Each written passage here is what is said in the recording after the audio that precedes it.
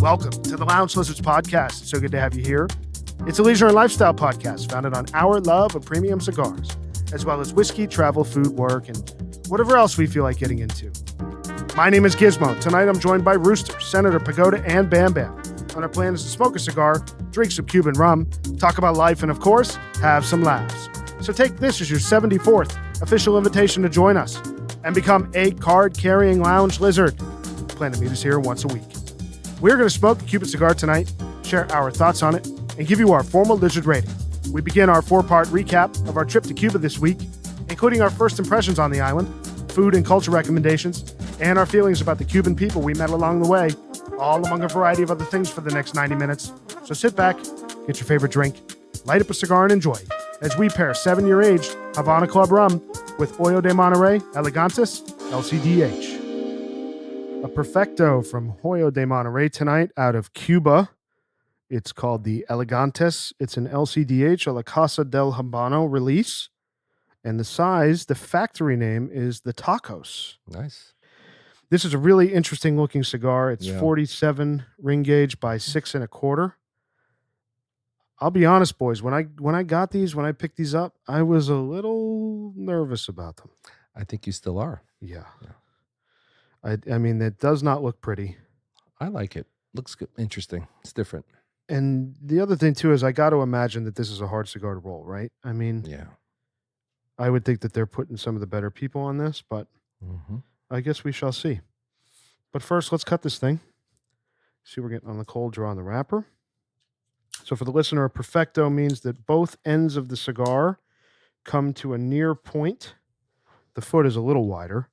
And both feet are, I guess, semi-closed. So when we light this thing, the foot is actually going to open up into the full ring gauge of the cigar. So it comes to a taper, and it's going to open up. So not much on a cold draw. Yeah, not much on the cold draw. Looks like a Salomon. It's very close to a Salomon, but I think I don't know if the Salomon flares at the end, but it's a baby Salomon. Yeah, it's technically a Perfecto. It's a Tacos. My draw is pretty tight. I'm going to keep cutting this thing. Yeah, you need to go 3/8 of an inch off the top. Yep. I got a pretty good draw. Let's see here. If this is any better. Little resistance, not terrible. Yeah, and then this Marca may not be our favorite as a group overall. Yeah, a little tight. Yeah, a little tight for sure. What are you guys getting on the cold draw? Tobacco. Not a whole lot. Getting a little cedar. That's about it. Cedar, yeah. Dried fruit. All right, let's light this thing, boys. It's good to be back. The Hoyo de Monterrey Elegantes. Again, it's a 47 ring gauge Perfecto by 6 1/4 inches long. It does not seem as long as 6 1/4, right? I mean, it seems like shorter to me in my hand, but probably because the tip flares a little bit. Wow, very light cigar. Smooth. It's actually pretty nice. A little twang on the light for me. A little salt. It's pretty good. Pretty mild for me. My draw was surprisingly good when I cut this, and now that I've lit it, it's like nothing can make it through this cigar. Oh boy, no air. Yeah, the head of my cigar is impossibly tight. So these are 4 years old. They're out of a provincial factory, May 19. So I'm going to cross my fingers that this is going to open up nicely, but it's not off to a great start here. It's starting to open. Yeah. Guess we have to be patient too. Rooster, how's your draw? Yeah, it's tight. But I'm also waiting for it to open up because because of the end. Yeah. Pagoda, same? Yeah, it was a bit tight. It's I think I think we're all experiencing the same thing. I've got a great draw, I have to say. I think maybe I should cut it a little bit more. Yeah. I see Bam cut more. Yeah, this is an old school Giz cut. So it works how with come the I get cigar. trashed? I said old school. Which is perfect. This is new school now. That's old school. I don't know. It's really like when I smelt it before lighting it up, like around the wrapper, I thought it was a little sweet milk chocolate kind of a smell. You know, it's Then funny. as soon as I took the first draw, it's completely opposite. Meaning it's very salty floral. I got the salty floral. Interesting. I'm definitely getting the salt thing. I'm actually finding the flavor to be very pleasant. Yeah, so I'm getting salt on the retro hail. I'm getting a very like a light white chocolate type of thing on the Right. retro hail. So I kind of smelled that before. Yeah. Senator, my draw just opened right up, like out of nowhere. Did you recut it or no? No, that was after my recut. It was tight, and then it just opened right up. We shall see. We shall see. Yeah, cut it. Maybe cut it a little bit more. Senator's gonna have to leave the room soon. Go back to Havana. I mean, I know I'm smoking an Oyo. That's for sure. Yeah. Mhm. So this is only the second oil we've done on the podcast. We've done we've only done the other Epi the two. Epicure number 2, which was very, very early on. Oh yeah. So we've had some folks asking. I know that we're going to have the Rio Seco, which is a Right. 54 ring gauge. So when we do the block of bigger cigars, we're going to we'll include that one. We got a box of those now. So, Yeah. we'll see how this performs tonight once it opens up. Bam Cigar has something it wants to say. Yeah, it's talking to me right now. The foot is unraveling. Its mouth is wide open. Yeah. Oh. So I'm definitely getting that milk No chocolate innuendo thing. intended, by the way. I'm definitely getting that milk chocolate thing On the now. retro. Yeah, That's what I'm there's getting. definitely a cocoa. Okay, Yeah. so the funny thing is you zip through the cold draw. That's the one note I got on the cold draw. See, Milk my cold chocolate. draw was so damn tight. I was just getting cedar and Mine was a little open bit of and dried then I lit fruit. it. You know, that's all I got on the cold draw cedar. But now, nice white, like a light white chocolate type of thing. But there's also some unpleasantness I'm getting. I don't know what it is. Yeah, I'm not getting anything unpleasant. No. I'm getting a lot of cedar. It's smooth. I also I don't want to work this hard when I light a cigar. Like Mm. Neither. I'm so frustrated right now with this cigar, and it seems so unnecessary to me. We talked on a prior episode about how construction can impact performance. Yes. This is the perfect example of that. Yeah. A Yep. tight draw that a number of us are fighting with to start, which is clearly impacting our ability to enjoy the cigar. And had the construction been decent, I'm getting good flavor. I actually kind of find the flavor to be really interesting, and Yeah, I'm with you on that. yeah, I like it. Yeah, no, I don't hate it. If this was a let's call it a Corona, Yeah. same length, Mhm. no closed foot, no bullshit, no construction, I think it would be a delicious cigar. Yeah, it's not a punch you in the face profile, but it's pleasant and smooth. I almost wish that the Epi number 1 came in this flavor profile, because I find that to be a little bit more earthy. People love that, but that cigar's not for me. Mm-hmm. We're talking about the Especial. The Epicure number, yeah, maybe it is that No, one. no, no. The It's Epi Epi one. There Epi is an Epi 1. Yeah. Yeah, Yeah, Epi that's what 1 I'm is saying. like a Corona, I think. Yeah, Mm. I just don't love that flavor profile. I don't hate it, but I hear you. Well, we'll see how it develops, boys. So, so this is the group, the 5 of us. We were very fortunate. The Lagartos Cubanos, the Cuban Lizards. We were very fortunate to go to Havana. Sí, señor. So Bam and I went in November, and we just got back about a week ago, the 5 of us. And we had a great time. What an awesome trip. Yeah, it was amazing. So what were your first impressions? What kind of definitive statements can you give about the trip, boys? So my first impression was when you started saying, you guys have no idea what to expect. You don't know what to expect. I'm like, well, we have been to other islands. I think I kind of have an idea. And I think Senator kind of felt the same way. But when we got there, you were kind of right. I mean, we didn't know what to expect. I mean, first you get off the plane and your phone's not working. You got to get the SIM card. You don't know if the SIM card place is going to be open. And then everybody's phone was working except mine, which didn't work till like the next day. Yep. So make sure if you go to Cuba, very important, have your phones, if they're locked, Get them unlocked. Get them Yeah, unlocked. carrier unlocked. Carrier Absolutely. unlocked. That's It's crucial. it's a must. And if you're going to Cuba, don't buy a phone within the first 60 days of going to Cuba, because it's automatically carrier locked to prevent fraud. Right. Right. Now, I went to my dealer and had them unlock the phone before the November trip. Yeah, you have to. Yeah. Yeah, thanks for sharing that before. Well, It was on the list. yeah. It was. It was on Gizmo's list. The big summary of it, basically, if you buy your iPhone directly from Apple, it's already unlocked. You don't have to worry about any of this. If you buy direct from the carrier, Verizon, AT&T, whoever, then you need to get it unlocked because it's locked to that carrier. That's exactly yeah. right. Luckily, I was able to get it done the next day, and Yeah. Yeah, it worked out. But Gizmo, your whole list, made us very prepared for the trip. All the stuff that we Yeah. bought. I mean, thankfully, we didn't need antibiotics and all of that stuff, which we ended up giving it to the people there, Mm-hmm. which was great. So the SIM card, I mean, that thing was small issue. Yep. Cabs, taxi, getting to the casa. I mean, as a U.S. citizen, you cannot stay at a hotel.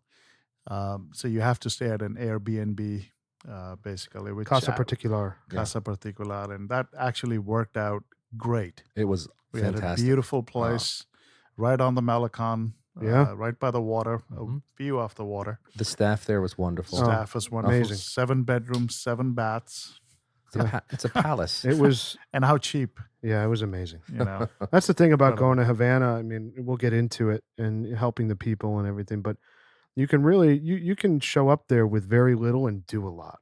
Yeah. Like it is a really inexpensive way Yeah. to spend time, especially if you're interested. Let's put the cigars aside.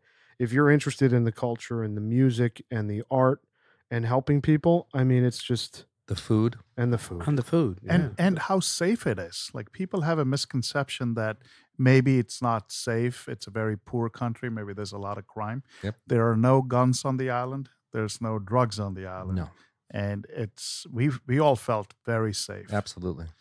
We saw people, like even young girls, like walking around at like midnight, Yeah, 1 a.m. Just by themselves. I mean, they obviously felt safe to do that. Yeah, I think the important thing to realize is the rest of the world does go to Cuba. It's true. It's only the Americans who don't. So it Yeah. is a welcoming island for tourists. Yeah. And I think that helps you change the perspective. So Pagoda, what was your first impression? I think I was really impressed, by the way, because I think I might have gone, my view might have been skewed by obviously the conversations prior, but walking in, pleasantly surprised. Although I did feel like, I don't know whether you remember George from Seinfeld when he goes to the soup Nazi. When I was going through immigration, I was very strict, I was a bit nervous, trying to follow the rules. But yeah, meaning as soon as we got out, I think it's an island nation. And, by the time we got to the casa, saw the water, people are hanging out, beautiful old vintage cars driving around, some magnificent buildings, which I did not anticipate, right? I did not anticipate some high rises over there. I think overall, it felt like a city, and I suddenly felt very comfortable. I completely agree. For me, it way exceeded expectations. I think there's this whole mystique about Cuba, if you're an American, that it's this scary, forbidden place. I think for any listener that has spent any significant amount of time in the Caribbean, visiting any of those islands, island time is a thing. Cuba is no different. Things don't happen in an orderly fashion. You got to wait for things. Sometimes someone's there, sometimes they're not there. That's honestly everywhere in the Caribbean. So for me, I was pleasantly surprised. It didn't feel out of the norm for what that area is usually like. And then when I say exceed expectations, I mean, sort of like Pagoda was saying, I expected Cuba, particularly just kind of the infrastructure in some of these buildings and hotels that they would have, I expected most to be in disrepair. I mean, some of these hotels that we even just walked in, I was sitting there saying, this could be in New York City. Yeah. Like, they were beautifully designed hotels that were well maintained. So, Hotel Um, Central, yeah, that experience there. yeah. I mean, even the Malia Cohiba was very nice. Oh yeah. Just so many of them. So obviously we'll get into some of the restaurants that we visited there, Mhm. but even the experience, even just the aesthetic of some of them felt like they could be in a big major US city. So Cuba is further along than I had imagined before going there. Yeah. It's interesting. And there's wealth. You get in terms of the first impression, because I think I walked in with the idea that this could be a very, like, I don't know what to expect. I mean, although I've been to China, like in terms of a communist country, is it really poor, a poor island nation? Cars are from the 50s, but those cars were really well maintained, beautifully painted, like everything. It was just very impressive. Yeah, the cars are really something. Yeah, they are. You're riding around in a 50s Chevrolet or an Oldsmobile or a Mhm. Buick, and it's like, A lot of them don't have the original engines. A lot of the engines have been replaced in the vehicles, but you're sitting in the big body, these luxurious back seats. I mean, 4 of us could fit in the back seat of these things, or Yeah. 3 of us. I mean, 5 of us plus a driver were riding around in one of these cars. I mean, it is amazing because you don't have that experience here anymore. No. Right. You know, that's an It was- expensive experience in Yeah. New York. It was really cool to sit in that black Thunderbird that Michelle Obama and John Kerry. That's rode in. right. That's You know, right. that was Yeah. amazing. Yep. Yeah. Yeah. Yeah, it was Hotel Nacional was a little disappointing. You Yeah. guys were not happy. I was kind of very excited to go there and smoke a cigar, but Mm, it was a bit of a disappointment. mm. The seating and the service.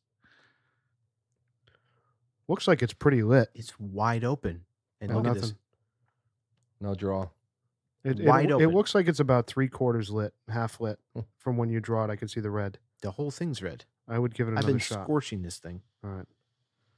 So Senator's fighting his Elegantis It- right now. I'm telling you, it won't look at this. It's performing like an over humidified cigar right now. No, it's not. I'm getting no combustion. It's Yeah. wide open in the middle, Yeah. and I'm getting nothing. That's crazy. Crazy. Mine's doing very well. Me too. I'm really enjoying mine. Yeah. Flavor's great. Yep. Sorry, Senator. But back to the same thing, right? You'll find a dud. Like it's like 20 to 30% of the cigars. Well, especially with this market. Yeah, this Yeah. is why I don't smoke oil. Yep. So one of the biggest surprises, I was talking about how the infrastructure was honestly better off than I had expected going in. You usually fly into these little Caribbean islands. The airports, number one, are not air conditioned. I couldn't believe there's air conditioning in the Havana airport. Number two, you get off right on the tarmac. You don't, there's no jet bridge and you get out at a gate. That's not a thing in most of these places. I was stunned when the plane was pulling up to an actual jet bridge and we Yeah. deplaned into the airport. That was even exceeding my expectations. So then we go through, customs and security and all that and get our bag at baggage claim. That process was so easy and quick. I Wow. was shocked. And seamless, very well organized. It The wasn't first- like The first time we went, you and I, Giz, it It was it better was this much time. tougher. Yeah. It was way better yeah, this time. Yeah. I'm not sure why that was. They knew all the lizards were coming. They stepped aside. The country was on high alert. Sometimes you get multiple flights coming in at the same time, Maybe. Yeah. and that can cause like backups at custom because their computer systems are really slow. Yeah. Like coming into customs this time around, there was no one there. Yeah. It was crazy. Yeah. We were also the first ones to kind of, get out Right. of the plane. Right. So that That's true. helped. But everything was smooth. Yeah. It was great. Yep. The taxi drivers, I was so impressed by his English. With Corral. yeah. Not Corral and the And, other uh, guy. And Pilot. No. Oh, from the- Gustavo. Gustavo. Yeah, Yes. yeah. I'm like, does everybody speak English like you do? No. That took like- some finding. Oh, That yeah. took some finding in I- November to find a couple guys who could really talk to us. I wish they all spoke English. Yeah. He was an English professor Yeah. at a university in Mhm. Havana. Yep. And now he's like, I make more money driving a cab. Yeah. That's sad. Well, we've had many discussions the first time we were there with various people, and their relatives were doctors or attorneys, and they make less money than most of the, average jobs that you can get there. Yeah, I think the average salary is probably around like 50. $50 a month. Yeah, 30 to Wow. 50 Yeah. in that range. Yep. Yeah, 50's on the high end, it sounds 50's like from on our the high end, conversations yeah. there, which is It's like crazy. 30 to 50 bucks, $30 to $50 a month, Yeah. depending. Yeah. And the pyramid's upside down because it's communism. So if you're a laborer at the very front of the production chain, let's say, or a taxi driver, whatever, you're making more money than the people who are managing those people. Which is or obviously who are doctors and Yeah. lawyers. I mean, it's Mhm. insane. Yeah. It's ridiculous. Yeah. There's like a only one- janitor at the hospital probably makes more than a doctor at the hospital. Product of the Soviet system. So what's the incentive of even going to school and becoming a doctor? Pride. I think it's pride, Yeah. family. Respect. But you can see, if you put yourself in their shoes, I can see being lulled into just having a very basic, simple life, working in a restaurant or driving a cab, and coming home and hopefully have enough to feed my family that week. And I think the other thing is like for some of those higher skilled jobs like doctors and lawyers, I know there are many. I even know someone personally who has this story basically I'm teeing up where their hope is to eventually get out of Yeah, Cuba. get out of there. And Yeah, so they'd right, rather sure. get those skills so that when they go to another country, they can actually get a good job. Yeah, and they have value. You know, they've New York Times ran an article. I think I sent it to you guys. It was somewhere around our trip in November, but they talked about how many of the young, talented folks have left Cuba. So many millions of people have left Cuba during and throughout and after COVID, just because the government's having such a difficult time feeding the people Yeah. and providing basic need, which is the whole, that's the whole construct of their system. Sure. Is that Yeah. you're not gonna want for your needs. And what You an know? ordeal that is to get out of the country, Yeah, Oh yeah. yeah, and how much it costs. yeah. And It's how really expensive. how dangerous How it is. dangerous it Yeah. is. It's apparently like $4,000 to, Yeah. you got to go through Panama and Ugh. then other countries, and eventually Mexico is the hardest part to cross. Sure. And then you pay thousands of dollars, and it's not a guarantee. That's Yeah, if they right. send you back, you lose your money. And Yeah. it's actually 10,000. So the guy that Is it? told us 4,000, that's some crazy discount that he somehow Wow. has. Other folks that I spoke with, and even here, people who either are Cuban or know Cubans that have done it, 10,000 is the going rate. Wow. It's crazy. So if you're making like $30 to $50 a month, how long? Many, how do you save That's that? Many ye- $360 a year. many years. Yeah, I many guess they years. borrow from the relatives. The relatives are abroad sending and money. stuff. Yeah. Yeah, Side hustles. Yeah. Yeah. Yeah. yeah. It's crazy. It's tragic. It is. It is. And we talked about a little bit about this, Bam and I, but obviously you guys have now experienced this. I find the Cuban people, despite these challenges and these problems and a lot of it tragedy, not having food or waiting in line for 6 hours to get food, they're a very proud, happy, resilient. resilient, and I argue in a lot of ways content people, Mhm. despite everything, which Yeah. is surprising. This was like the biggest shock and probably the coolest part of the trip for me. I Absolutely. mean, the Cuban people are some of the most phenomenal people in the entire world. To have so little yet be so content, so generous, so kind. No one's asking for more. I mean, it's like amazing to me. I mean, we're tourists. We're obviously very fortunate. And we didn't have people asking. I mean, when we even wanted to do something nice for someone, we had to beg them just to take it. Yeah. Yeah. I couldn't believe that. Yeah. And I mean, I remember like walking down, I don't know what street it was. It was after going to a restaurant. This woman and their family, like they're having a party, they're dancing and stuff. They invited us into their house. They're like, come on in, come That's on right. in, join the party. I'm like, who does that? This Like- was after La Guarida. Ah, I mean, like here, you don't even know half your neighbors. That's right. yeah. I don't know the people on my house is 14. I don't know the people at 12 or 16. You're Like, not at all. You're awful. It's not. It's a two-way street here, Bam. That's funny. It's true. Yeah, it's true. But yeah, like you said, the generosity. I think that any Cuban person that I've met or worked with or interacted with, they'll give you the shirt off their back, even if it's the only shirt they have. I mean- Very generous. One of the best examples of this, I still can't believe. We at one point during the trip, and we'll tell the story at some point, needed a translator. And Gizmo goes up and arranges for someone to be a translator for us. And he asks him, how much does he want? We want to compensate for his time. And he says, nothing. Yeah. I was floored. It's amazing. Yeah, and to even give him a tip, it was like I was like struggling to have him accept it. I was ready Yeah. to like try to stick it in his shirt pocket. or They something. truly want to help people. Yeah. Right. And those around them. Yeah, they're very proud. Yeah. They're very, very proud. And they're also struggling tremendously, though. I mean, you think about how much we pay for a cigar here. Oh. This cigar I think is about $30-$35. Oh, That's please. a month of their salary. That's absurd. And senators fighting to keep it lit. Well, that's why you will not see a local Cuban No, never. smoking a Never. cigar, That's true. which is called tobacco Yes, that's right. in Cuba. They Not a don't- cigar. A cigar is actually a cigarette. Is Cigarette, called right. cigarette, but Right. not a cigar. That was cool. Yeah. Yeah. So the music was amazing. There's music everywhere, Yeah. obviously, and we were so fortunate to get to experience. I mean, these trios that walk around and just play acoustic music for Mhm. tip at the Hotel Nacional. There's a band that plays there and walks around, which you and I obviously Yeah. also saw in November. But the music is really, really, really special. Yeah, Everybody who's It's playing deep music, rooted in their culture. and they're all so proficient And talented. and talented. Very technically proficient. Yes. Yeah, and they're just brilliant musicians. The band at La Carbone was excellent. Yeah. El Carbone. Yeah, Al Carbone. It's a great restaurant over by the Museum of the Revolution that we love. Yeah. It's a great place. Yep. And they had a band in there when we were there. Awesome. That was it was 4 or 5 women, all women, and these women were crushing. They were on point. Everybody in the restaurant was like floored. And here we've joked about this in the past. We go to a cigar lounge or a restaurant or something, and some guy starts playing his acoustic guitar. It's like I just one lizard gets very upset. Oh yes. I was going to say for you What's to the say term? that. What's the term you use? Amateur bullshit. That's right. The ocean starts boiling. What are we doing? It's like unsolicited amateur bullshit I'm not into, but there's none of that in Cuba, man. No.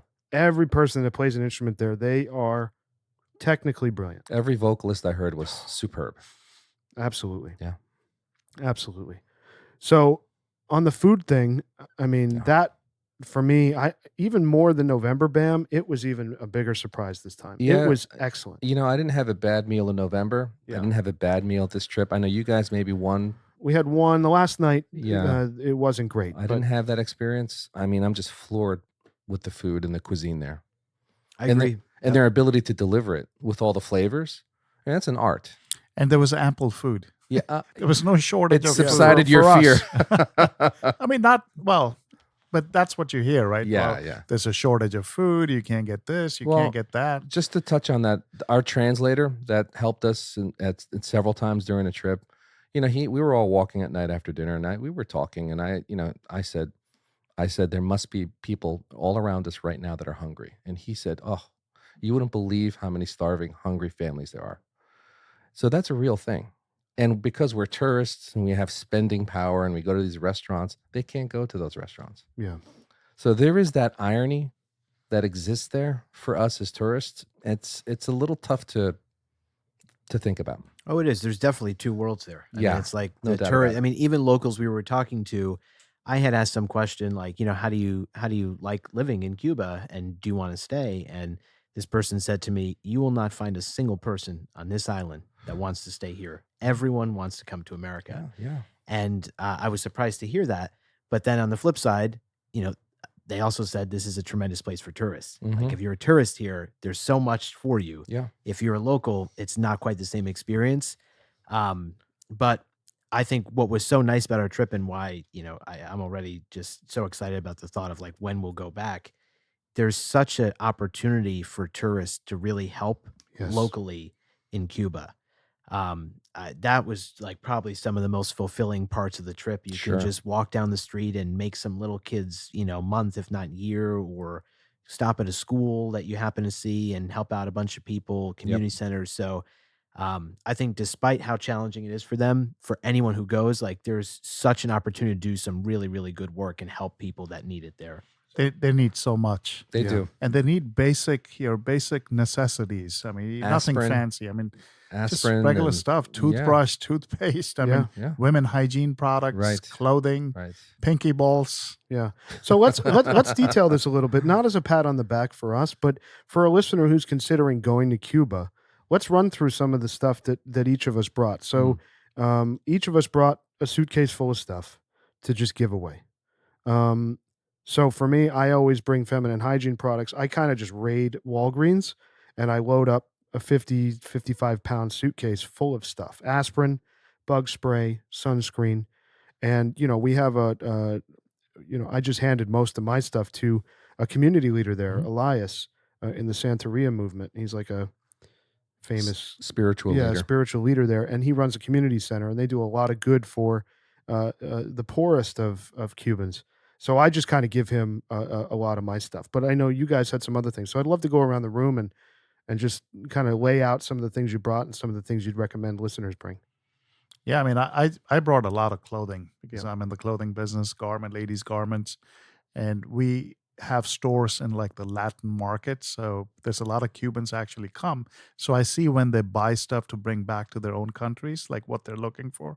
And it's all, summer stuff. I mean, although this was winter, but we had enough inventory, and I brought a lot of, more than half of the suitcase was full of clothing that, we could give away. And I'm glad we were able to. And when we go back, I have a little bit of a better idea so I can kind of pinpoint exactly. I know more like what they want and what they need, Mm-hmm. so I can kind of focus on that a little bit better. So yeah, it was great. I have a little son, so I brought like kids' toys, pinky balls, baseballs, Hot Wheels cars. I mean, it was so sad. I remember Giz saying before the trip that, most kids have at most one toy. I mean, that's like At crazy, most. crazy to think. Yeah. So it was really cool just seeing the smile on some of these kids' faces. And I know we dropped off a bunch of stuff at that school it was funny. And we kind of walked up to the school as school was coming out. We were going to start just handing out all this stuff to kids. And one of the teachers quickly runs over and No, says, no, don't do that. Come inside. And she has You're gonna us start a riot. Yeah, she has us meet the principal. And the principal says, I'll take all of it and distribute it out because otherwise the kids are just going to go crazy trying to fight over the toys. So mostly kid stuff, which I intend to bring a lot more of next I trip. think school supplies are like that's So, pretty. That's what Bam did. Yeah. So in Yeah. November, I brought a suitcase full of notebooks, pads, pens, Post-its, pencils, crayons, coloring books, the whole 9 yards. That went over really great. But where we stayed this time, the school setup there was different than the school where we stayed before. They seem to be much more open here. Yeah. So I'm excited if we go back and we stay at the place that we stayed. I'm going to go all out for that school. Yeah. No doubt. It definitely seemed like a school that was like, Yeah. It seemed like first it was a large school. There are definitely a lot of kids that go there. Much bigger than the other school. Probably Sure. several hundred. That's and I right. think, Senator giving them those toys, those will probably be used. You get a good grade, you get a Hot Wheels toy. Yeah. And that's Incentives. stuff that, is going to really make an impact on kids, which is Sure. great. Mhm. I mean, you can really just go to the dollar store and like just load up. load up. There's so much. Yeah. Yeah, no, it's essentially very similar to the rest of the guys over here. A lot of toys, books, pencils, pens, even sunglasses, Hot Wheels, a lot of the stuff for the kids. When you hand it out to them and see the joy on their faces, it was just excellent.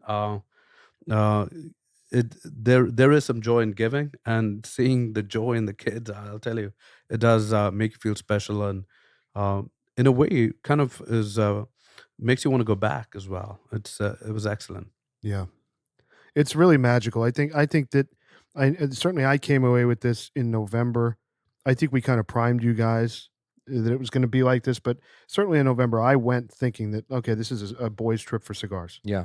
And I think some of the most impactful things that I left both trips now, and I'm assuming you guys did as well, is our ability to just help people, Sure.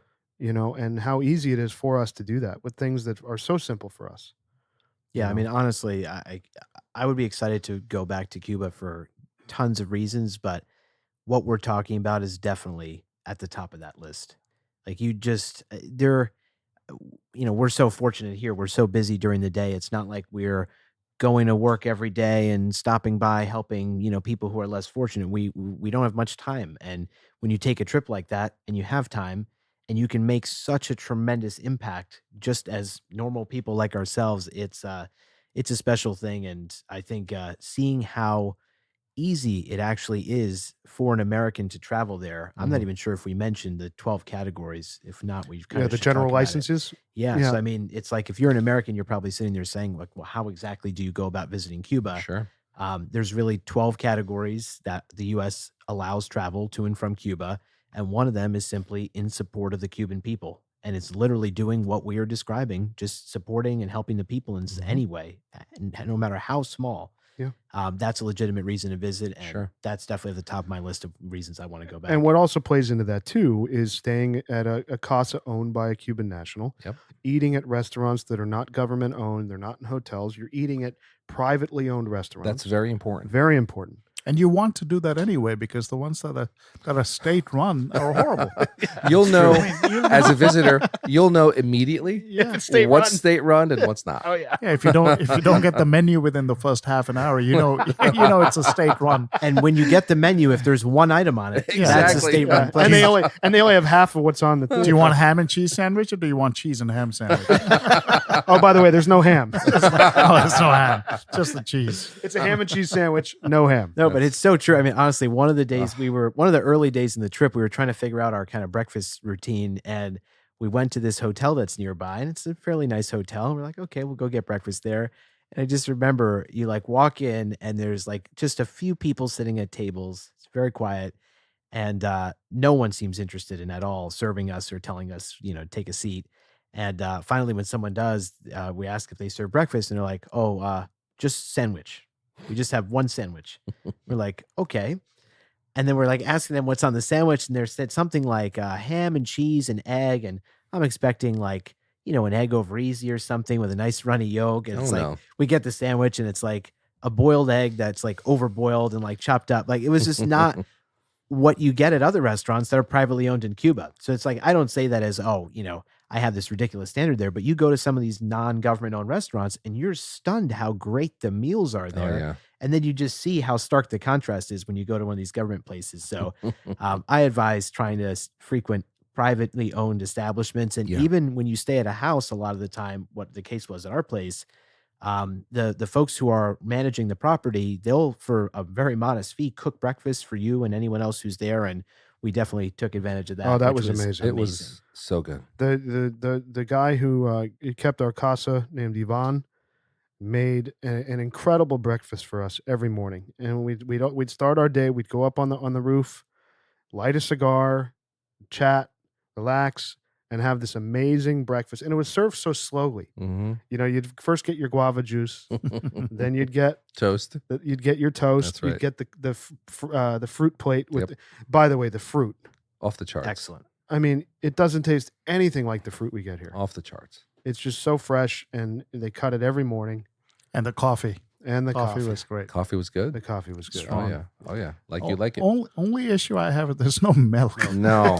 There's- No, it's powdered I miss, milk. I miss like, I like to put True a little cream. bit of half and half, a I little do bit too. of cream. Yeah. You can't get that. You No. should bring some of those creamers that don't need to be refrigerated. You should bring some of those next time. Yeah. That's a good Yeah. idea. Like the coffee mate, That's a the great little idea. cups, the little cups. Great idea. Rooster's going to bring Is his it Jura allowed? next trip. Yvonne, here you go. By the way, no issue with plugs there, which Yeah. was very good. I was a little concerned about that. So it's a good You mean- idea to kind of you take mean an power, adapter. power. Yeah. the Power power plugs. plugs. Yeah. Yeah, it's really crazy. I mean, to Rooster's point, I'm really shocked by this, but they have both Yeah. standard American plugs Yeah, and 110 and European 220. ones. Mhm. So, like, whatever country you're visiting from, it's very easy for you to be able to plug your stuff in and But not w- have to worry about adapters and all that. You should still bring an adapter just in case. Every place is not the same, That's of course. exactly That's exactly But right. the fact that there are options that do have both is pretty remarkable. And the best thing on Airbnb is just to contact the owner of the casa prior to going Yeah. and asking them what they have and what to bring. So you can It's- manage Yeah, it's- expectations. It's Yeah. very cheap Yeah. to get the adapters online on Amazon. You get 3 for $25 or something. So I just bring them anyway. Yeah. But it is good that they have both options at the casa. It was really especially nice they had those because, Gizmo one time during the trip really needed his shirt steamed. Okay. Did he? Yeah. He did. Did you not ask? I did, but don't put this on me. But he was getting laundry done every other day. He was. That too. Listen, I'm a laundry fanatic. I like I clean only clothes. say this because I did it- Gizmo thought it was so funny when You brought a steamer. I'm getting, he's giving us the list of things you need to bring: collared shirts, all this stuff, because some of these places are a bit nicer. And I was like, okay, well, can I bring like a travel steamer or something, or do they have an iron? Because if you bring any kind of collared shirt, it gets Yeah. wrinkled. It's all stuffed up in your bag. Sure. And Gizmo's laughing at me. Oh, Senator's going to bring a steamer. And about halfway through the trip, I just hear he's in the room next to me. Senator, can I use your steamer? I'm like, No, "Just I give didn't me even your-" ask if I could use it. I said, "Can you Yeah, steam can my you shirt?" my shirt? I'm like, just give me your damn shirt. So there's for anyone who travels quite a bit, a travel steamer is a very good investment. The Senator came prepared. He did. All right, so we'll get back to food in a second here, boys. We're coming up, I guess, on the halfway mark here of the Hoyo Elegantis. I'm enjoying this cigar. I'm kind of in. I don't mind It's it. decent right now. Yeah, I don't mind it. It's not great. Not getting a whole lot of flavor. Me It's- neither. It's, I can't even tell like what notes. I'm or- getting a very round sweetness. There's a Yeah. little bit of covering the roof of my mouth, but it's just not special or interesting at all. The fact that they put an LCDH band on this, a La Casa del Habano band, I think is a sin. Bait And and the switch. fact that you said it's $35. Oh man, That's criminal. Yeah, it kind it's of a sin. is. Yeah. It's a sin. Now, one person in this room is raving about this cigar, and it's $35. yeah. I like the way you say it's criminal. It's a crime. No, it's It's I like that. to I like sell- that word. to sell a It's cigar for criminal. $35 that not one person out of 5 is enjoying. That's a problem. I don't hate it. I can't say that I hate it. I'm not saying that Yeah. you hate it. I'm just No. saying you're not raving about it. For, No, for I'm not $35, you should love the cigar. You can buy Yeah. a chef's edition almost for that. Sure, It's and- $39 for Davidoff chef's Yeah, edition. I there's mean, no Dude, doubt. we're talking no about doubt. 5 people eating breakfast on the rooftop at the Casa for $35. yeah. for the week. Total. Four, for the week. 4 courses. And they were all good. You're close. Yeah. So before we jump in back into restaurants, boys, let's talk about our pairing tonight. So we were fortunate. We brought back some Cuban rum. We brought back this one. We brought back another one that we'll have in a couple weeks on an upcoming episode as we continue recapping our Cuba trip. Tonight, though, we have the very delicious Havana Club 7-year. Yeah. And I think this was a little bit of a revelation because I think Senator had mentioned prior to going, he'd had this somewhere in the States prior, So and it wasn't great. I did too. So the thing is, anywhere outside the U.S., you can get Cuban products. So Okay, sorry. whenever I travel or vacation in Europe, you can get Havana Club anywhere. It's just standard fare rum everywhere. And when I was in Greece just last year, I had gotten some Havana Club 7, having a cigar, and it had a real bite. I mean, it was harsh. I couldn't even drink it neat. I had to get a lot of ice to really just kind of mellow it out. So I didn't have a high opinion at all of Havana Club 7. And then shortly before our trip, as in a few months before, I'm sitting in our lounge here with a friend of ours, and this new member comes in, and he's got a bottle of Havana 7, and he's like, "Oh, do you guys want some?" And I was like, "No, thank you," because I didn't think it was very good last time I had it. The guy I'm with, he takes a little taste, and he's visited Cuba. He has actually been very helpful to us with all of our trips there so far. And he's got this big grin on his face, and he looks at me and he goes, "This is way better than I remember it." And this guy's been to Cuba like 10, 15 times. Yep. And so I take a little bit of it, and I'm sitting there saying, "Oh my God, this is so smooth, so enjoyable." And it's nothing like what I just had a few months ago when I was in Greece. So something is different recently. I don't know what it is, but when you say a revelation, like for me, I was stunned how good this is, and the price point is absolutely outrageous. I mean, we got it for $20 a bottle. 20 US a bottle, and every one of us is sipping this neat with no ice. Yeah, it would actually be a crime to have ice with this. It's so delicious and smooth.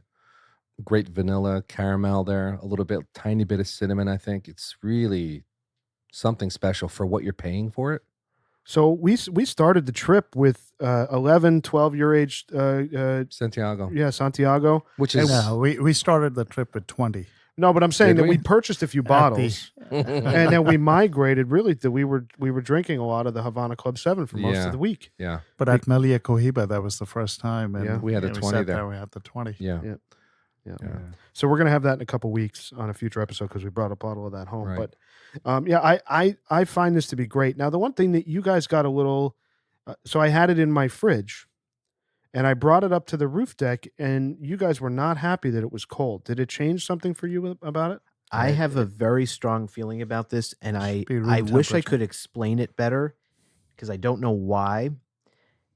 A lot of spirits people like to chill because it takes some of that burn off. It smooths out some of those rough edges. Like you see people who are like vodka drinkers, they want it Yeah, ice freezer. cold like a martini because Mhm. then you don't get the same bite.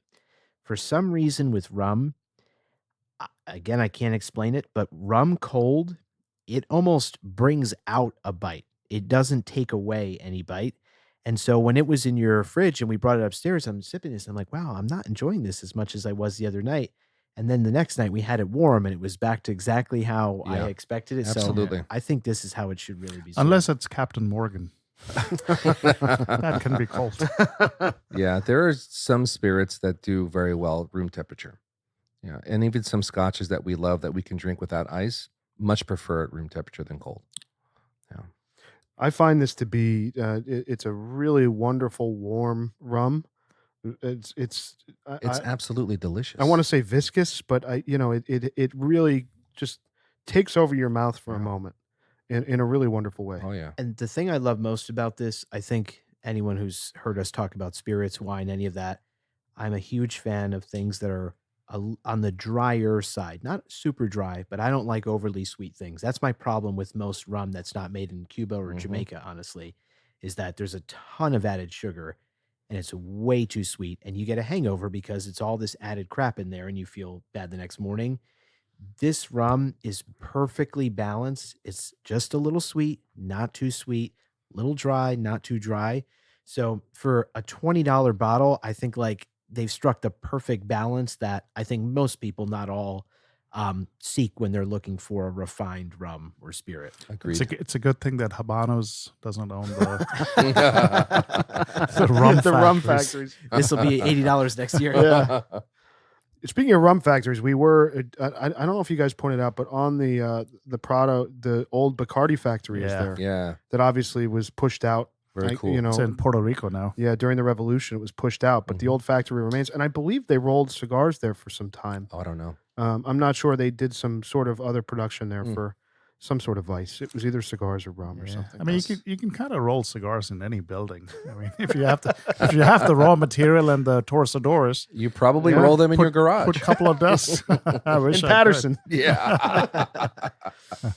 All right, so let's get back to the food because that was a real special Yeah. part of the trip, and Sure. certainly food always creates great memories, right? I mean, when you go somewhere, you go on a vacation. I find that I always remember the restaurant experiences and the conversations you have and the people you're Yep. with. It's always definitive. It becomes an imprint, like a timestamp for me. Exactly. Yeah. Yeah, go back to the, what do you recommend, like, for somebody who's going the first time? Would you recommend they stay in Old Havana, or would you recommend that's a great staying, question. That's a great question. So we stayed in Old Havana in November? in November. It's different than where we were. Very different, a lot of walk up, very tight spaces, but you're really close to everything. You don't need You as are. many taxis. Yeah, it's more densely populated. So you get the sense of the city, and you actually get to see, like, I really wanted you guys to see the decay of the city and how it's really starting to fall apart. We saw that when Visually- we walked around a little bit. Yeah, visually, for me, it shocked me when I was there the first time. I was really shocked about that. But that's the cool thing about staying in downtown. You get to really see a lot of Yeah, you that. could see a lot of the. Oh, I yeah. mean, as an architect, I feel like you were having an aneurysm. I Every was. street we walked down, like, that's unsafe. That's not to Yeah, it's code. like they're holding that up by 2x4s. It's unbelievable. Yeah, but so having stayed, in Old Havana Mm. or Havana, and then also stayed where we stayed, which is in Vedado. Vedado. Yeah. Where do you More prefer? So that was a suburban setting, and it's much quieter. I would probably stay where we stayed the second time. Right. I'd I- stay in Vedado personally. Yeah. My take on this, I didn't stay where you guys have, but we certainly walked around that area to at least understand it. Mhm. If I were traveling by myself or with just very few people, I actually may be inclined to stay closer to where you guys did in 100% November. agree. Yeah. And I say that because you're not like coming back to like your place with a big group and you're going to spend a lot of time there. If it's just you and another friend or even just two other friends, you maybe want to just spend your nights out more around other people, true. experiencing other things. So that would make me more inclined to probably stay closer to that like downtown area. But if you're traveling with a bigger group, 5 or more, I think you kind of at the end of a day where you've gone out and done all these great things and seen sights and had a great meal, Yeah. you kind of just want to come back and with your group have cigars, have some rum, and just sit on your rooftop or whatever the kind of setup is there. That's where I think our setup is really ideal. Yeah. It's like every urban setting, right? So when you're staying in an urban center, you can walk. We walked out of our casa and a block away had breakfast. Yep. Another block away had a coffee. But most of the restaurants we went to were All walking very distance, close and- to where we stayed in yeah. November. And 4 blocks from where we stayed, we had the Partagas shop. What were Yeah. you guys? Oh, you were close to the Partagas. Right, shop. we were far. actually right by Al Carbone. Yeah. and Cha Cha Cha. Yeah, okay. it's very close. Yeah, right there. So it's centered. That's very good advice. It depends on the size of the group and what you're hoping to do. And You also- really pick your location. Yeah, and for this group, the 5 of us, we had a very specific agenda of kind of staying isolated, just the 5 of us. Let's Mhm. experience it like this. So the house that we stayed in, the way that we stayed, having the rooftop, it just worked, for this trip, It's perfect. But it was good when we went in November because we really did a lot of walking. We did a Yeah. lot of, we saw everything. We saw so much. And it also, I told some folks who were talking about going to Cuba, some listeners emailed. I find if you're uninitiated with Cuba, and you're not super familiar with what to bring or what to do, Mhm. I probably would stay in Old Havana or something like that, Yeah. as opposed to Vedado, because you're gonna have difficulty getting cabs. It's transportation. Yeah. It's gonna get costly very quickly. So if you're uninitiated, that's where I would stay. Yeah, I mean, by the way, Vedado is only about 4 or 5 miles from It's Havana. about 10 minutes, 10 Yeah. minutes away. It's About a all very close. Yeah. $20 taxi ride. 10. 10. Yeah. Or if you have La Nave, the local Uber app. Yeah, the local Uber app. They don't like that we use that, but we do. Is that right? Yeah, Ah, that's for locals. okay. But who cares? La Nave. Download it before you get there. So restaurants, food. I thought this trip, the food was excellent, even better than November. And so we started. What was the first restaurant we went to? The lunch spot. That lunch spot, which is great. There's Oh, yeah. Mar Adentro. That's a staple Great place for us. Yeah, very close to where we stayed. Oh, yeah. Best rice and beans and the tostones. And that was so cheap as well. Yeah. Yeah. Yeah, they're so hospitable, friendly. They have like a front patio area where you can smoke, and then Yeah. they have an air-conditioned, closed restaurant area. Very Mhm. small place, Clean. off the beaten path. Nicely very done. clean. Very Yeah. nicely done, too. And the Yeah. food is great. So we ate there. We had breakfast or lunch there, and then we had Lunch. another lunch there as well. It was Mhm. excellent. No complaints at all. Yeah. So then we did. What else did we do? We did Al Carbone, obviously, with Juan Moya. So Sunday night. that night we went to Cha Cha Cha Cha. Cha. Cha Cha Cha. That's right. That was We the Saturday love- night. We love cha-cha-cha. Yeah, it's a great place. Oh, yeah. Yeah. With the beef tips. Yeah, tell them about the Oh. beef senator. I love how you tell this story. What, that they ran out of? Yeah, they ran out of Cuban Oh, beef. yeah, this is so funny. So, Giz had eaten there before some of us had. and Yeah, I he's got like, so I got there 3 days before these guys. Yeah, so he's like, you got to get these filet mignon tips they have there. So we go to order it, and the waitress, she's like so disappointed to tell us. She's like, we don't have any more Cuban beef, so it will be from Argentina. I'm looking at her like, Argentina has some of the best beef in the world. It's the I'll take biggest- Argentina Biggest exporter of beef. beef. I'm like, I'll take that any day over a Cuban or American beef. I mean, they have great product there. So the food was actually really, really good. But even when you just walk in that place, back to my point earlier about how like some of these places you go in Havana literally look like they could be in New York, LA, or a major city. That place had like this Brooklyn kind of vibe to Yeah. it. Great Very ambiance. trendy, like wine bottles on the ceiling. Yeah. The like hostess, this guy's got a blazer, he's dressed up. Like The it's just- servers were high energy and very friendly. yeah. Yeah. They were great. Very quick on their feet. Oh, too. yeah. Yeah. Yeah. So that was a bit of a shock to me. Yeah. How good the restaurants are. Yeah. And the menu and everything else. You I thought, had we a- were going to starve. Well, that day I had the mushroom risotto. It was delicious. Off the charts. I would compare that. It was better than some of the risottos I've had anywhere else. Yeah. It was delicious. Excellent. So we had some wine at Cha Cha Cha that you ordered that was pretty good. Yeah, serviceable. It was serviceable. I find the wine is surprisingly decent in Cuba. I did expect it to be very bad table wine. Mm. When I went in November, but was good. it ended up not being the case. Yeah. So the next night we went to Carbone, which is right around the corner. That place is just amazing. excellent. Yeah. It's a combination of traditional cuisine, and the ambiance is very traditional, but it's so nicely done. Food's prepared great, I think. I was very pleased there that I initiated Gizmo into a particular dish that's one of my all-time favorites. It was amazing. Was it a beef ribeye? carpaccio. Beef carpaccio. Yes. You're in I never any had it. restaurant. Yeah. I'd never had it. Honestly, As a starter, it is phenomenal. It's like shaved like steak, basically. Super, super thin. They'll put like arugula, some like olive oil, some grated Parmesan, some do capers. Fantastic. the carpaccio everywhere we went was great. I liked it at Cha Cha Cha better. Yeah. Yeah. I think I loved it really all. enjoyed it. Yeah. Yeah. A lot of ceviche in Cuba too. We had it Lot at of almost every ceviches. restaurant, Oh, yeah. which was excellent. I was Did- swimming did in you, ceviche. Did you guys like Carbone better than Cha Cha Cha? Or They're different, but I both thought they very were good. neck and neck for me. I because thought we they were went to very Cha close. Cha Cha twice. Yeah. Yes. Yeah. I love them both. For me. Yeah. Yeah, for me it was the other one, the La Gorida. Oh well, yeah. We have we'll to get talk there. about that We'll meal. get there. Oh, that's special. We'll get there. I'm jumping ahead. Yeah, that's Yeah, the yeah. special one. That's special. Yeah. But I think must visit so far. We're definitely saying Cha Cha Cha. If you Mhm. go, Yes, you have to and eat there. Carbone. And Al Carbone. Carbone. Carbone No and doubt. Carbone, also the live music component there is That's so where cool. the Yeah. band, the all women band. Oh, plus just crushing you it. can smoke inside. Yeah. You couldn't- Oh yeah, you that's couldn't- another great You point. couldn't do that at Cha Cha Cha. At He's the right. table. That's right. You know, He's you right. could smoke inside. Yeah. Listen to the band, eating food, and How are you going to beat enjoying the that? drinks. How are you going to amazing. beat that? Yeah. I love you just sit down and you pull a cigar out and all of a sudden an ashtray just appears. Like magically, It's like out true. of nowhere, an ashtray just shows up on the table. Literally the stuff lizard dreams are made of. Like, when we sat down, I was It's so just sitting true. there like, this is all I've ever wanted. If I could do Yeah. this everywhere in America, oh my goodness. Be You in know, heaven. and the waiter that we had at Carbone, Oh, that guy was great. he was very knowledgeable, Very professional. professional. Yeah. He had idea about wines. I mean, he was great. Yeah. You know, it was perfect. That wine Yeah, was he very was good. a very, a guy at our lounge who I said has been extremely helpful to us just in planning our Cuba trip. I was talking with him about this the other day. The people in Cuba, for how limited the resources are there, they're very smart. That waiter, Yeah. he and I were talking wine. I mean, most of the night.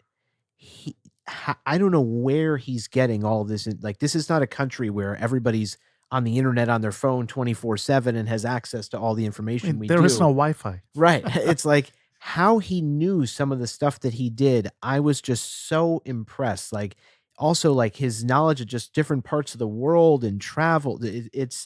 You have some really fascinating conversations with locals there, and it just blows your mind because, here it's easy to take for granted because we have access to so much information and education and all of that, and they don't have the same there yet. Somehow they're picking all of this up. That was such a cool experience. Yeah, I find that the people are really, really sharp and bright. Sure. Across the board, they're very well educated. Sure. It's like taxi drivers. I mean, some of the best conversations that we have are with people in a car. Many misconceptions about Cuba. Yeah.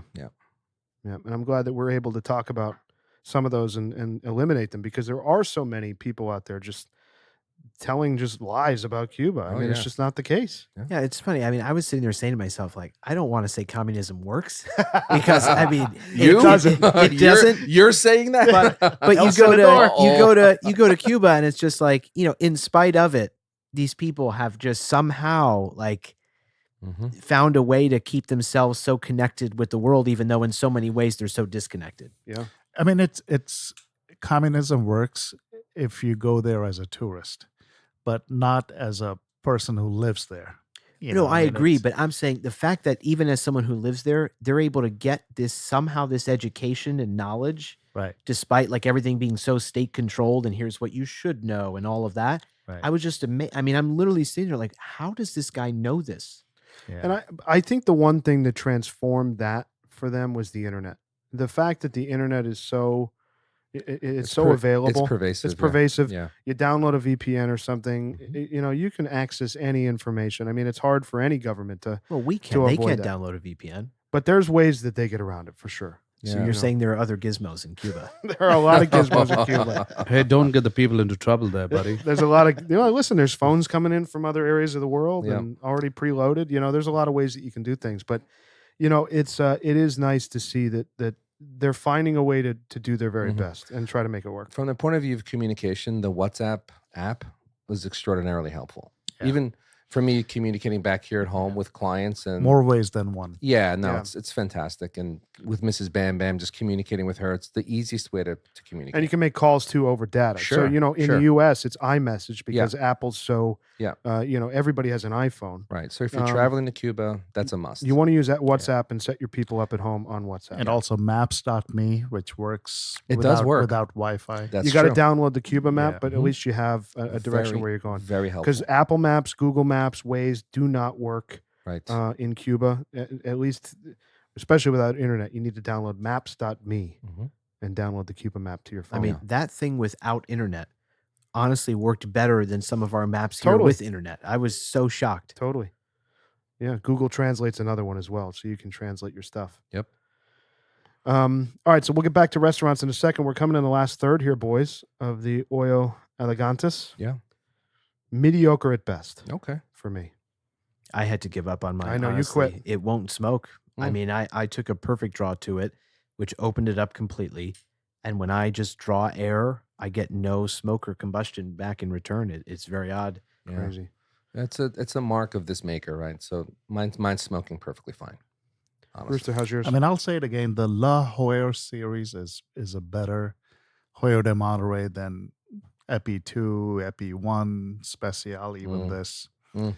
So yeah, I'm not getting like a whole lot. The draw is still tight, so you're not enjoying it. Yeah, it's you know? unremarkable, but for me, it's not a bad cigar. I I'm can't say getting it's good bad. combustion. The flavor Yeah. is there, but there. there's nothing interesting or complex about Right, it. right. It's sweetness. It's okay.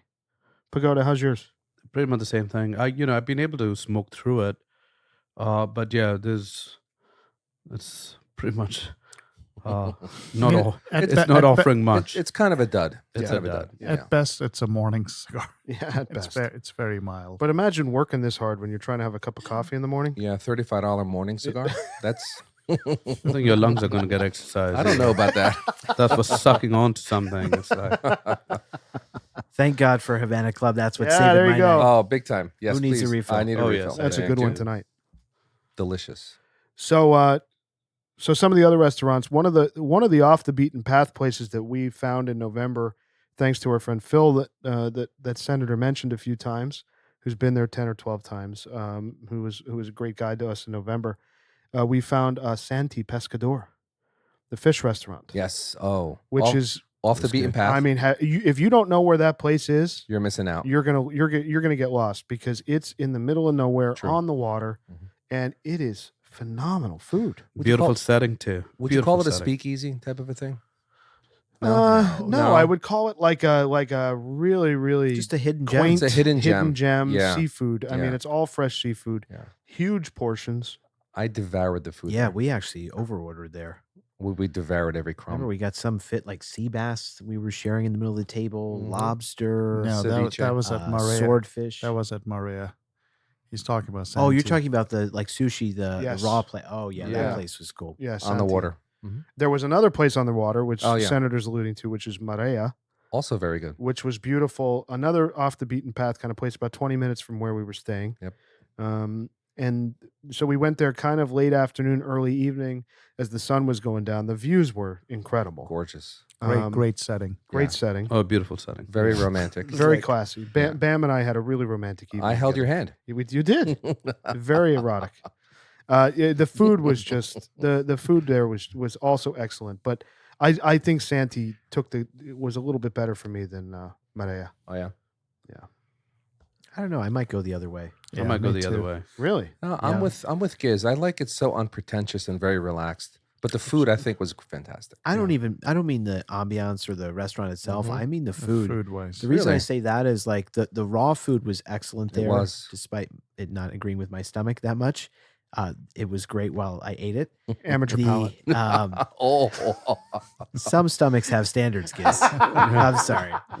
well, some stomachs are more seasoned. Oh, I got it all out in November. yeah, you did. Well, that's the thing. I'm conditioned now. hoping that was my I'm conditioning. fully and that calibrated strip, now, baby. all the Cuban bacteria. I'm ready. But the issue for me there was the cooked seafood that we had as kind of the last course. Remember, it was just like all this crazy seafood. Yeah. I thought that was good, but honestly, like didn't live up to the raw food that we had there. So I thought the cooked seafood at the other place, Marea. was much better Yeah, to me. the lobster there was fantastic. And I think Bam really enjoyed the nice little was it the brain? Oh yeah, the octopus brain. That Oh, was I've awful. never seen Bam so stressed out at a meal. He It was disgusting. I love Bam when I was like, "Oh, Bam, what does that taste like?" And he's like, "It just exploded in my mouth." But it was awful. and he was not trying to joke, and he No. was dead ass serious. not a joke. He was not happy. No, I was very unhappy. You were very unhappy. Oof. Never again. No way. I didn't even know octopus had brain. They're very intelligent creatures. Yeah. Yeah, so I for me, Santi, I'd put a little bit above Maria. I mean, I thought the visual was nice, the setting was great, but I don't know, Santi just works for me for some reason. Yeah. Plus, I just love the fresh sushi. You know, it just tasted so great. Sitting in Maria, yeah, I could see Mrs. Bam Bam with me there. Very That's romantic. a very romantic date It's night type of place. great place to take the wife or girlfriend. Yeah. Yeah. Absolutely. Oh, no doubt. Can we talk about the best meal, All right, the Here we best go. meal of the whole trip. La Gorita? Sí. La Gorita. Sí, señor. Oh, yeah.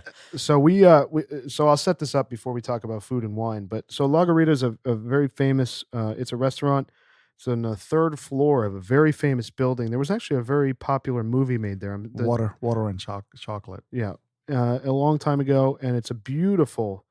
There's a marble staircase going up to the third floor. Really, really elegant, amazing place. You get your steps in. You get your steps in for sure. But it's you don't hate it. Like it No. was totally No, fine. because the setting's beautiful. The Yeah. setting's beautiful. The building was a relic that they converted into a restaurant. So as you go up, you see the history and feel it. It's fantastic. Yeah. So we Very unusual. we took some friends of ours who were Cuban nationals to the restaurant. It was, I think, most of their first times. Maybe one or two had been there before, but it was a really, really nice treat to take some of the friends that we had met and celebrate, our appreciation for them, Right. and they're giving us their time and knowledge. What's interesting is we thought they had never been there before, but a few of them have been there 2 or 3 times. Yeah. Yeah. I think as guests of other, Maybe. of Tourists. other tourists. Maybe. Yeah. So yeah, La Garita, Senator. I mean, the thing for me, so when you just look up, like we were all doing a little bit of homework before the trip, even though we went obviously with a wealth of knowledge, Rooster's favorite source being YouTube. Don't get me started. But just as I was just Rooster, the searching- sky is blue in Cuba. I saw a YouTube video that says it's green. Look at these. I won't comment. but I was Be just, careful. Be continue, careful. The Senator. choke is coming. The choke is coming. but just as I was Googling a little bit, you just look at like best restaurants in Cuba. Basically, every list has La Garita as like the best restaurant in Cuba. Now, usually when that happens in any city you're visiting, it's usually overhyped.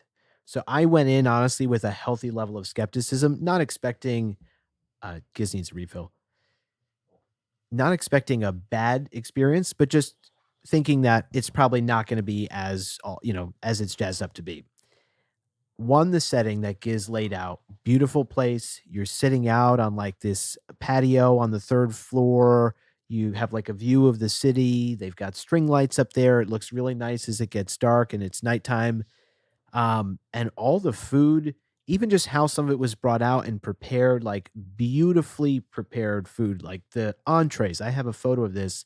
I mean, my God, it's beef tenderloin, a filet mignon, lobster tail, which was a very smart order on Bam's part. Yeah, I He had to- ordered this surf and turf, Yeah, kind of. Yeah. and they gave you 3 lobster tails. So I I, gave got you one one. of them, which Yeah. was Wow. great. It How was come I didn't get one? well, you were too far away. You were too busy with the You were going- ribeye. You were you were animated that night. Yeah, you were filming me talking to everybody. And just the presentation and like some kind of puree that you can tell like was in like one of those pastry things they like squeeze out. I mean, it looked like a 5-star restaurant presentation on the plate, which again, you're not expecting in a country that resources are so limited to be able to pull this off. So I thought all the food was outstanding. The carpaccio there was very good. Yeah. Excellent. It was very, very good. All the appetizers were. And the octopus we had, right? And another fish. It was red snapper, maybe. Yep. Yeah, It was excellent. the only restaurant where there was white tablecloth on Really? the tables. That's an interesting note. I didn't catch that. It's probably true. Hmm. The other thing that was nice, they have a sommelier there, which again I'm not expecting in Havana.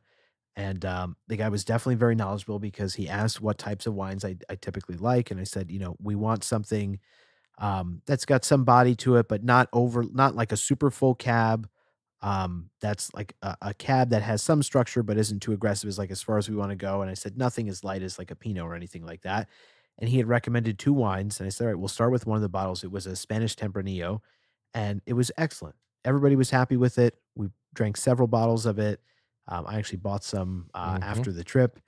Yeah, so did I. I bought a case. Yeah, and so that's the other wine. That's the other place. Oh, yeah, yeah. oh, that's Cocinero. oh, This is that's at right. I'm Garita. sorry. That's right. You're correct. And so just start to finish, I feel like everything was perfect. The service, the wait staff, everybody was so nice and accommodating. Really, really defining moment in the trip. And that was the only restaurant where we all ordered, well, not all, but we ordered dessert. Yeah. Yes. We didn't order dessert anywhere else. This is Yeah. true. Yeah, we were very happy to be there. It was a scrumptious meal. Yeah, Pagoda had a no doubt. delicious dessert. But before that, I had an Indian meal Yeah, you had the lamb tikka masala. or something. But it wasn't. It Wow. wasn't. It wasn't very close to an Indian meal. Yeah. But I'll tell you, the lamb was delicious. Wow. Very well. Awesome. The You, Very steaks- well you done. ordered lamb even at Carbone or Cha Cha Cha, I think. No, at Carbona had their traditional dish. Okay. Oh, Oh, Ropa that's right. Vieja. Ropa Vieja, which was excellent. Yeah. But I did order lamb somewhere else Right. The steaks at La Garita were shockingly Oh, good. Cocinero. at Cocinero. The steaks at La Garita were shockingly good. They were? So on the table, we had a massive ribeye. I don't even know why they called it a ribeye. I mean, it could have fed 6 people. And they brought it out with a real hot plate. So I guess they cooked it rare if you wanted it medium rare. And then they brought out a hot stone plate that you kind of cooked the rest to temperature that you wanted. Delicious, really well cooked. And the tenderloin, like Senator said, I mean, I know that you think I'm crazy when I say this. I'd put it up against almost any steak I've ever gotten in New York or New Jersey. It was perfect. It was delicious. It was a 10-ounce fillet. It was perfect. I think the quality of the meat was excellent there. Yeah, I agree. It was really good. They're clearly importing that from somewhere. My only problem was Bam stole I my think steak. I got his dish. Oh, that's right. You guys So were first. Bam ordered medium. I only eat a steak medium rare, and I look at him cut it his. I'm like, wow, that's a perfectly cut steak. I cut it to mine, and I'm like, this is medium. Fuck. It was perfectly bloody. Now, I will say when I travel, I'm a little leery going medium, so I do go a little bit, a warmer steak. That was great. Are But you, you eat are raw you fish. converted? Or are you going to order More medium rare than- now? That's the way to order. So I usually order a medium rare, Okay. but when I travel, it's got to be medium. Yeah, I'm just a little leery about that. Yeah, La Garita, that was an amazing night. Off the That charts. was a very memorable. The weather was perfect. Yeah. The cigars were smoking great. I had a Lucy that night. It was off the oh charts. yeah, we Oh, both did. oh yeah, great night. So to me, I mean, the restaurants were totally beyond what I expected them to be at Mhm. in Cuba. I know. Beyond. I know.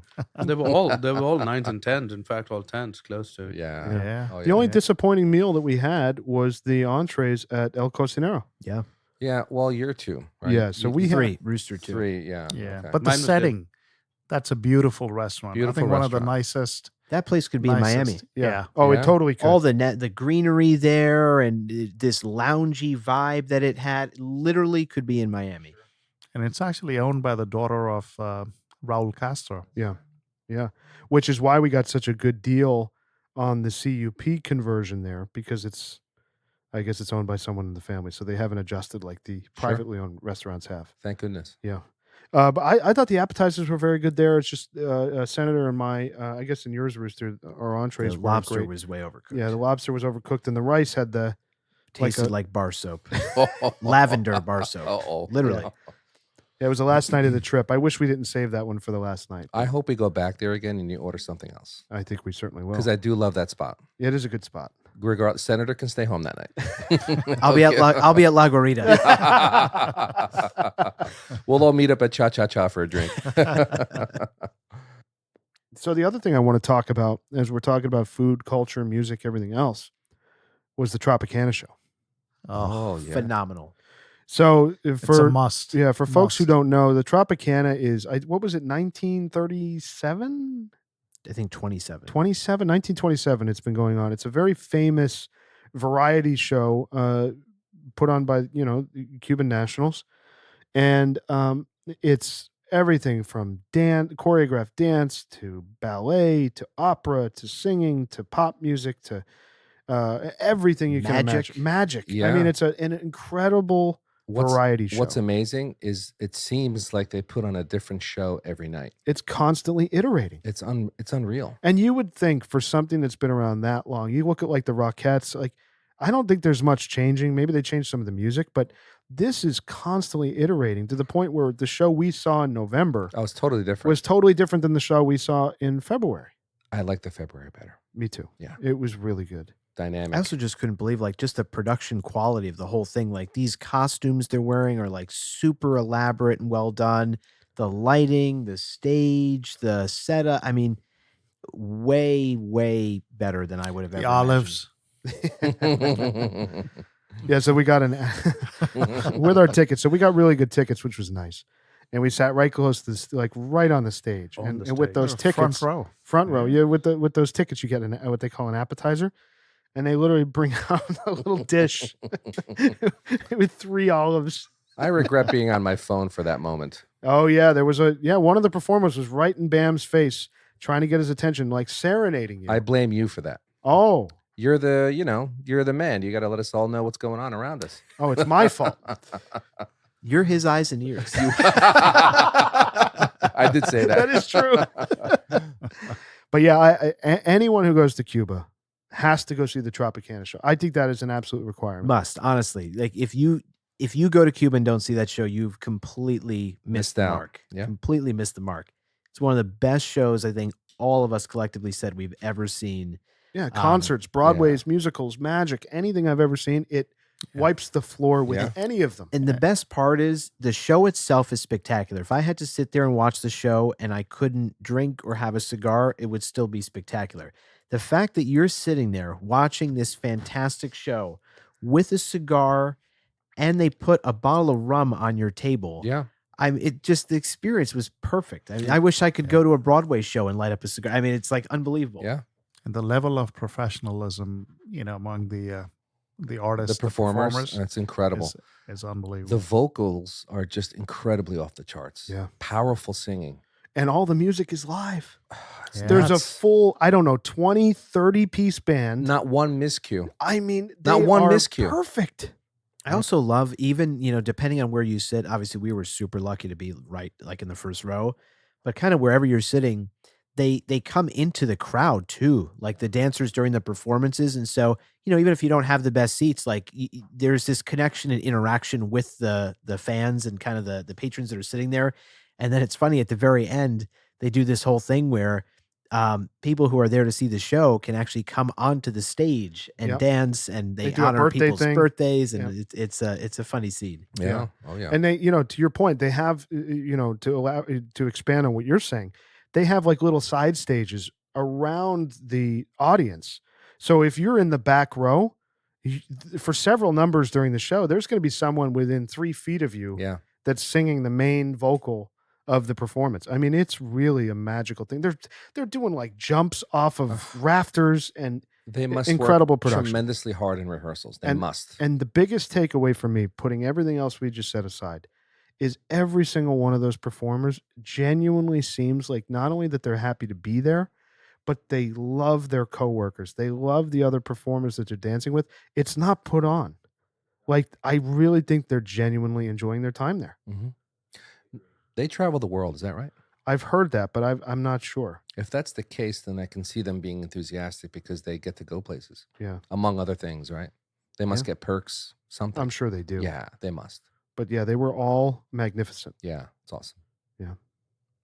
So yeah, the Tropicana show, boys. Yeah. So I wish the Museum of the Revolution, which is obviously, a little bit of a controversial thing, is closed through the end of this year. I had heard it was open, but it's not. But I did want to go walk through that, just see what it was like. But that's 2 trips now. We didn't get to see that. But were there any other highlight spots that, any other cultural spots, restaurants that we didn't go over that we should share with the listeners? I'm trying to think. I think we kind of hit them all. I mean, we didn't drink there, but we stopped at Floridita. Oh, the Floridita, the, that's right. Hemingway Daiquiri Bar. No beer. Yeah, they're not No water. kidding when they say they're a daiquiri bar. Yeah. You're either drinking a daiquiri or get out. That's it. Yeah. I was surprised they didn't have beer or water there. They only had daiquiris. Yeah. But I love that seeing the statue of Hemingway. I think that's so cool there. Sure.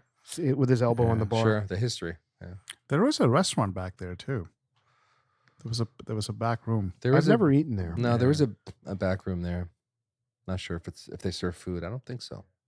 And there was a museum by whatever Casanero. Yeah, the which art we didn't museum. go- Yeah, the art museum. Yeah, it was closed when we were over there, but they had the lights on real bright, big glass windows you could see in. It's all, I guess it's art by Cuban nationals that either you can view or purchase or both. I don't know. But And we missed Fabrique d'Art this time. yeah. Fabric d'Art, Yeah, we didn't get to go to Fabrique d'Art. That is a must. You guys went. We Yes. went in November. Yeah, we talked about that in one of our recordings. That is a must for anyone going to Cuba. Yeah, so for anybody who didn't hear that episode, how would you describe it? It's a massive complex. It's very eclectic. It's 4 or 5 stories, but the levels are, they're staggered between 3 and 4 steps, so they're kind of interchanging. And there are bars tucked away in corners, in their, interstitial among the artwork. It's very cool. Very, very cool. So it's like a club, Kind a of. museum, like an art. Yeah, there's art. music, there's video, there's art, there's several bars. So you can get a drink and walk around. It's a lot of fun. Is it all enclosed or is it like? It's enclosed, yeah. Yeah, There's it's an some enclosed rooftop place. terraces there too. Yeah, it's very nice. And that's where a lot of Cuban nationals, that's where they spend their Friday, Saturday nights. Sure. Like the kind of the singles. It's very affordable. Yeah, it's very affordable. It's a dance club, so that's kind of where they go Yeah, it's to cool. let loose after work on a Friday, Very Saturday unique. night. Yeah. All right, boys. We're coming to the end here of the Hoyo Elegantes. Senator finished his about an hour ago. I think everyone's Put it dropped it down. except for Rooster. Right? Yeah, I just put mine down. So I guess before we do that, we'll talk about that in a second. Let's get to the rum. Let's do any final thoughts on the 7-year Havana Club, and we'll do a rating because I'm ready to rate. thoroughly happy with Oh, sure. this rum. Sure. I mean, we certainly had a lot of it. And having it again is kind of taking me back to that rooftop Right. and good times we had all week. Oh, yeah. All right, boys, you ready to do the formal liquor rating? Mhm. All right, Bam Bam, you're up. I'm going with a 10 on this guy. Ooh, Wow. 10. $20 for a bottle. No ice. All the beautiful notes like caramel and vanilla. It's delicious. It drinks smooth. It's for what you're getting for the price, it's unbeatable. All I right. give it a 10. Pagoda? I've been debating between an 8 or a 9. I'll give it a 9. I think I'm not a rum drinker per se, but this is one of the few rums that I think I've sat and drank a lot, at least in Cuba, and I'm really enjoying it even now. It's fantastic. Like I could keep drinking this. So Yeah. it's a 9. Is it better than Old Monk? I don't even remember how that tastes. Old Monk is an Indian rum, which is very common with the locals. Mm. Does Old old monk monk. put hair on your palms when you drink it? I think maybe, and maybe that's why I don't have rum. Indians are hairy to begin with. So. Senator, Well, with that image in mind, give it a 4.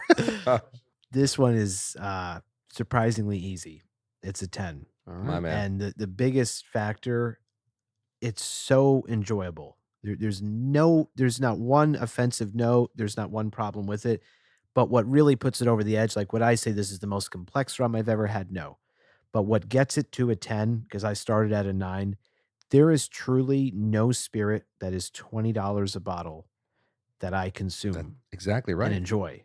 Not one. I mean, I would challenge any of us to think of a spirit we pay $20 a bottle and we actually enjoy. Yeah. I don't. The best value that probably exists, period, in spirits. I totally agree. And I was surprised, you guys were giving me a little bit of shit pushing the Santiago 11 and 12 when we had gotten to the island. And then we tried this 7 and we stuck with this real quick. And it was delivering at a half and maybe even a third of the price of the 12. The third. So yeah, for $20, I am totally in agreement. It's a 10 all day. My man. For sure. Okay, so let's do the Composite Lizard score here. It's a 9.8 Excellent. It's awesome. Excellent. It's awesome. Well 9.8 deserved. Well deserved. for the Havana Club 7-year. Yeah. And now, boys, Uh-oh. let me get the calculator out for this one. Let's do the formal lizard rating on the Hoyo de Monterrey Elegantes LCDH. Rooster, you're up. So we've never given a 0, right? What do you think is lower than a Calaveras? I forgot what I gave the Calavera. It wasn't good. No. I know. This is. I don't know. I don't know what. To, For a $35 stick? Yeah. 5. Yeah. It's horrible. I'm also at a 5. That's where I've been for sure. I was at a 6 or 7, and then the last third was just horrendous for me. Smoked fine, like it burned fine, but the taste was really not great. It's definitely, I would smoke it over the Calaveras any day. So I'm absolutely also at a 5. It's surprising you called that too. Definitely a 5 for me. Yeah, it's odd that it's got an LCDH, so I expect a certain amount of, like Experience. Yeah. like something a delivery on a cigar. But Yeah. this is, it's bad. Yeah. Not great. All right, here we go, Senator. This is hard. This will be the first cigar that I have to review without actually smoking much of it at all. You finish mine. I'm gonna be slightly charitable. I'm gonna give it a 4. Okay. Ooh. And here are the reasons. The things that ding it. I mean, what's honestly really sad about this cigar, before you even smoke it, I don't think this is a nice looking cigar. It's not. As soon as Giz brought them around, I'm sorry, they're very rustic, but not in a good way. Not like a Ras that's like a Ras looks purposefully rustic, like it was intended to be. This looks like they tried to make this really nice and have tight and visible seams, and it's just not come together. So the construction I don't think is great. The draw, almost everybody, if not everybody, had a tight draw. Yeah, we were all suffering. I was okay with Yeah, mine. except So- yours. Yeah, it was All fine. right, so 4 out of 5 had Yeah. a tight draw. I Yeah. mean, that's a problem. Flavor wise, the reason I was charitable with a 4, the cold draw I actually liked. I was getting milk chocolate. I said, okay, maybe this is promising. So the cold draw was good. But then obviously this is a dud in some way because I opened the draw as much as you humanly can, and it drew perfectly, but no combustion, no smoke output, no nothing. The little flavor I was getting was very muted and nothing interesting present. So I'd give this a 4. Okay. Pagoda. It's a 4 for me. I agree with you, Senator. Like from the very beginning, I think I smelled the milk chocolate as well. I was expecting a slightly different experience getting on to it. And then, I think I experienced something very unpleasant, around 1.5 inches into it. And then it really did not just do it for me, meaning at the end of the day. But it smoked, so I continued smoking it. It's like one of those things. But yeah, I'm glad it's over. Mm.